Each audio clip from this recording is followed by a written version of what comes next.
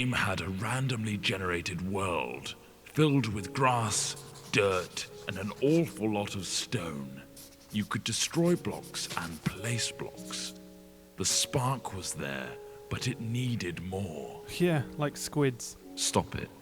Shortly after, more things appeared, like trees, water, clouds. Lava. Yes, lava. The world looked a little more natural. This was the creative mode in single player, but something was missing. TNT. No other people. Tests began with a multiplayer version. People could now play together. New items and blocks were also added. The game was beginning to take shape. Wow, really skimming over the details there. Do you want me to go over all the patch notes? No. The wiki page won't load anyway. Moving on, the game now had multiplayer and creative single player. But there was another element that Notch wanted. Survival. Work began on making the game more challenging. Zombies and skeletons were put in, but they could not attack. Sheep and pigs were added too. Ooh. Notch also fluffed the coding of the pig and it turned into a creeper. At this stage, this version of the game was labeled Classic. Classic. Brilliant. Then from Classic came the in-dev version. What on earth does that mean? No idea, not important. Dynamic lighting was put in, a new sound engine, and more importantly, crafting was introduced.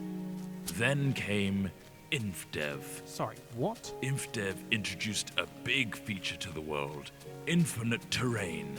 No longer was the player constrained to a square world, but now it stretched endlessly. Ore was randomly placed in the world to discover, and other tweaks and introductions were made, like 3D clouds, minecarts and tracks, and also dungeons. Then, the first major version of the game was released. Not like released, but just available? Yeah, pretty much. Fridays became Secret Fridays, where random things were added. The first being redstone, which allowed complex circuitry to be created. What, like that thing? No, that's ridiculous. Snow worlds were added, so were boats and cows, along with a whole host of new items. Oh, and slimes. Those bloody hopping things. Ugh. Then, in Alpha, the survival mode was brought to multiplayer for the first time. This allowed for players to battle monsters and survive the night together. Or just go around gathering creepers and then have them explode on your mate's house? The next big patch came on Halloween of 2010 and introduced the Nether. This threatening place was full of zombie pigmen and the eerie cries of the ghast. Not to mention a considerable amount of lava. The game hit beta. Ta-da! Lots of new things were added in beta, like dispensers, note blocks, cake, redstone repeaters, and beds. The lighting also got a smooth upgrade. Wolves were now on the prowl, and you could tame one as a pet with a stash of bones.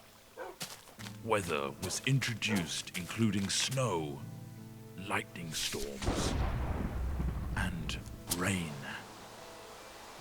Oh, look how cute that wolf is shaking off the rain. Aw.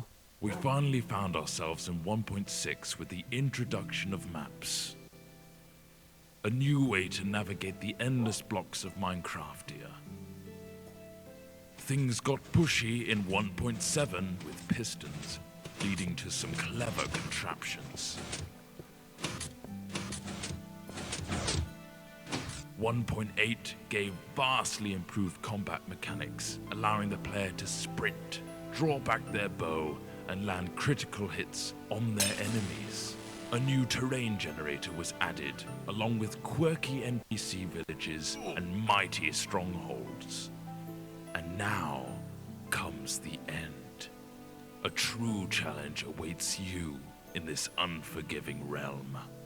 But that is something you'll have to discover for yourself. The next page is yours.